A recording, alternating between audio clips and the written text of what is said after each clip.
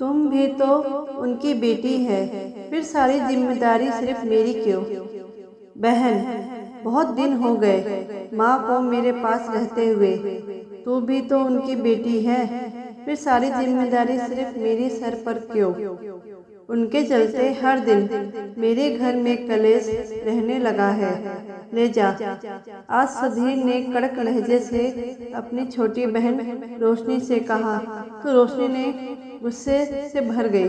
भैया, साफ साफ क्यों नहीं कहते कि माँ अब आप पर बोझ बन गई है? आपको तो पता है मैं नौकरी करती हूँ, ऐसे में माँ का ख्याल कैसे रखूंगी? हाँ, आपको अगर पैसे चाहिए तो बोल दीजिए, रोशनी ने व्यंग्यात्मक लहजे में कहा। चुप कर रोशनी, बात सिर्फ पैसे की नहीं है, माँ का खर्चा तो मैं भी उठा सकता हूँ। बस मैं नहीं चाहता कि माँ के यहाँ रहने से मेरी घर बिखर जाए। सुधीर की बातों में अब दर्द उतर आया था।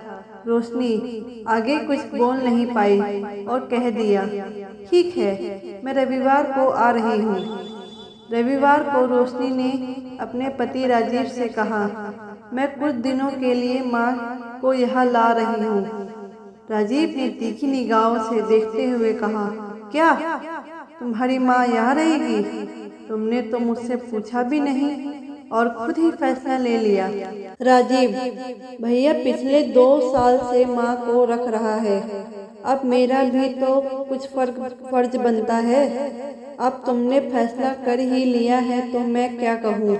कहके राजीव बुरा सा मुंह बनाकर ऑफिस के लिए निकल गया। रोशनी सोच रही थी कि राजीव उसके साथ माँ को लेने चलेगा, लेकिन उसे उम्मीद नहीं थी कि राजीव इस तरह से रिएक्ट करेगा। वो अकेले ही माँ को लेने चली गई। माँ की हालत देखकर उसे बहुत दुख हो रहा था। माँ बहुत कमजोर लग रही थी, उन्हें शायद खुद की सुध भी नहीं थी। साड़ी भी बस ऐसे ही लपेटे रखी थी और बाल भी बिखरे बिखरे थे, शायद कई दिनों से कंघी भी नहीं की थी। रोशनी ने प्रश्नात्मक दृष्टि से भैया और भाभी की ओर देखा। भैया बोला, माँ की मानसिक हालत धीरे धीरे और बिगड़ गई है। तेरी भाभी और बच्चे अब माँ से बात भी नहीं करना चाहते। इन्होंने तो कह भी दिया है, इस घर में या तो तुम्हारी माँ रहेगी या फिर हम। आज रोशनी और सुधीर की मजबूरी समझ आ रही थी। उसने बस माँ का थोड़ा बहुत सामान बांधा और माँ को लेकर अपने घर आ गई। माँ बस आकर एक तरफ बैठ गई। रोशनी के बच्चे जब स्कूल से आए तो दादी को इस तरह देखकर सहम गए। रोशनी बोली, बेटा दादी के पाँव छुओ, लेकिन बच्चे दूर भाग गए। राजीव भी बस दूर से ही कभी कभी बात कर लेता था। रोशनी का अधिकतर वक्त अब माँ की देखभाल में निकलने लगा। उन्हें अपने हाथों से खाना खिलाना पड़ता था। माँ कभी कभी अपने आप से बाहर होकर चीज़ों को इधर उधर फेंक देती थी, तो कभी रात को चिल्लाने लग जाती थी। ये सब अब रोशनी के परिवार को बर्दाश्त से बाहर हो रहा था। राजीव भी चिड़चिड़ा रहने लगा था। रोशनी खुद भी काफी परेशान थी। राजीव ने एक दिन गुस्से में कह दिया, तुम अपनी माँ को मेंटल हॉस्पिटल में डाल दो, इनके कारण हमारा जीना हराम हो गया है। रोशनी बोली, राजीव, जब आपकी माँ की 3 साल तक बीमार थी तब तो आपने कभी नहीं कहा कि मैं परेशान हो गया, या फिर कभी आपको ये लगा कि मैं भी परेशान हो सकती हूँ? रोशनी, तुम बात कहाँ से कहाँ ले जा रही हो?